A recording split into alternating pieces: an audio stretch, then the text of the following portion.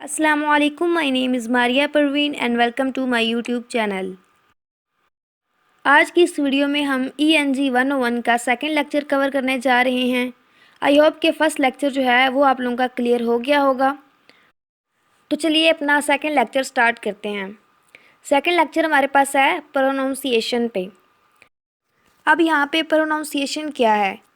Pronunciation वो होता है कि हम किसी वर्ड को कैसे प्रोनाउंस करते हैं, मीन्स के हम किसी वर्ड को कैसे बोलते हैं, तो ये हमारे पास होती है प्रोनाउंसिएशन। अब ये जो हमारा सेकंड लेक्चर है इसके भी दो पार्ट्स हैं। फर्स्ट पार्ट में आप लोग फोनेमिक सैम्बल्स के बारे में पढ़ेंगे और सेकंड पार्ट जो है उसमें आप लोग कुछ जो है एक्सरसाइजेज करेंगे।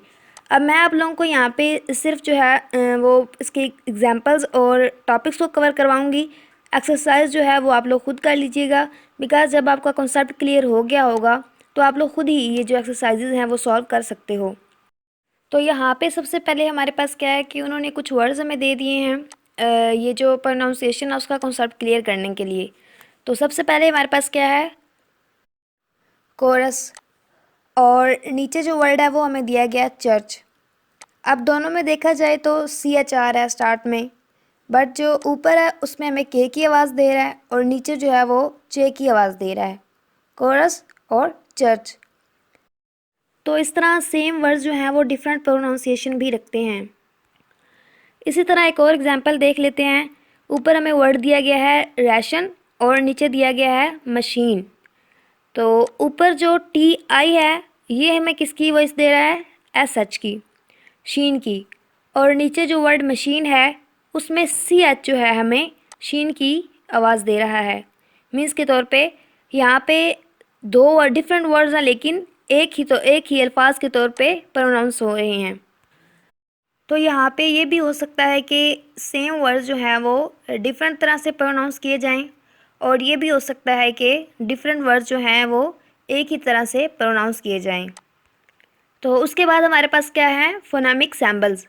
अब फोनेमिक सैम्बल्स क्या होते हैं ये मैंने यहाँ पे ऊपर ही लिखा हुआ, लेकिन मैंने यहाँ पे आप लोगों को नहीं बताया क्योंकि इसका जो टॉपिक था वो नीचे हमारे पास था।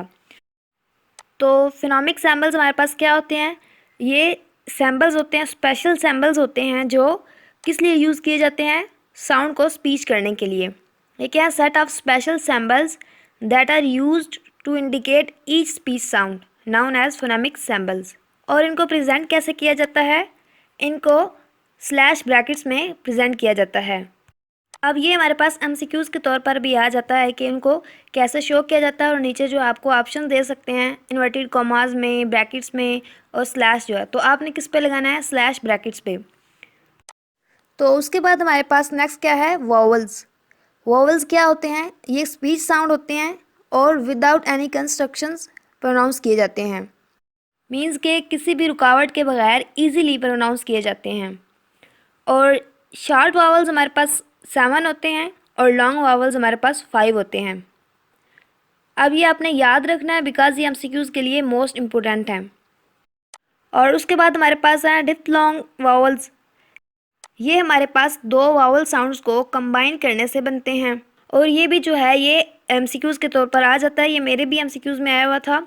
मैं आप लोगों को साथ साथ जो है बताती जाऊंगी कि कौन कौन से जो हैं टॉपिक्स या क्वेश्चंस वगैरह के लिए इम्पोर्टेंट हैं और MCQs के लिए, ताकि आप लोगों की जो फाइनल और मिड टर्म की प्रिपरेशन है वो भी होती जाए और साथ साथ लेक्चर भी कवर होते जाएं। तो उसके लिए आपने ये माइंड में रखना है कि ये किसके कम्बिनेशन से बनते हैं, 2 वावल साउंड्स के कम्बिनेशन से। और ये कितने होते हैं, हमारे पास 8 होते हैं।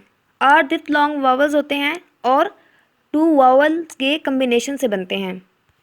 तो टोटल हमारे पास कितने वावल्स हुए, 20 वावल्स, 7 शॉर्ट, 5 लॉन्ग और 8 डिप्थलॉन्ग। और उसके बाद हमारे पास क्या है, कंसोनेंट साउंड्स। अब ये हमारे पास कौन सी स्पीच साउंड होती है जो कैसे प्रोनाउंस की जाती है, कंस्ट्रक्शंस के साथ, मीन्स के थोड़ी रुकावट के साथ प्रोनाउंस की जाती है कि हमें बोलने में थोड़ी मुश्किल आए, उसे हम क्या कहते हैं, कंसोनेंट साउंड्स। तो इंग्लिश में जो कंसोनेंट साउंड है ये हमारे पास कितने होते हैं, 24। तो हमारे पास कंसोनेंट साउंड्स 24 हो गए और वावल साउंड्स 20। तो इन दोनों को जब हम प्लस करें तो हमारे पास कितनी साउंड्स बनती हैं, 44। तो ये बात आपने याद रखनी है, ये यहाँ पे तो नहीं मेंशन की गई बट एमसीक्यूज़ में ये आ सकती है। तो उसके बाद हमारे पास क्या है, स्ट्रेस। स्ट्रेस वैसे तो आपको वर्ड से ही पता चल गया होगा कि किसी दबाव की बात हो रही है, लेकिन यहाँ पे हमारे पास इंग्लिश में बात हो रही है स्ट्रेस की, कि एक एक्स्ट्रा फोर्स है जो वर्ड्स को प्रोनाउंस करने पे यूज़ की जाती है। तो it means extra force use in speaking a particular word, कि जो एक्स्ट्रा फोर्स हम एक वर्ड को बोलने के लिए यूज़ करते हैं वो हमारी क्या होती है, स्ट्रेस होती है। अब डिक्शनरी में इसको कैसे शो किया जाता है, तो इसको एक टेनी मार्क सिंबल से शो किया जाता है।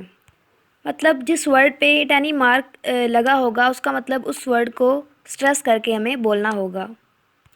फॉर एग्ज़ाम्पल हमारे पास एक वर्ड है मदर, तो मदर में हमारे पास टी एच पे थोड़ा दबाव पड़ रहा है, तो इसका मतलब यहाँ पे हमने थोड़ी फोर्स लगा के इस वर्ड को बोलना है, मदर।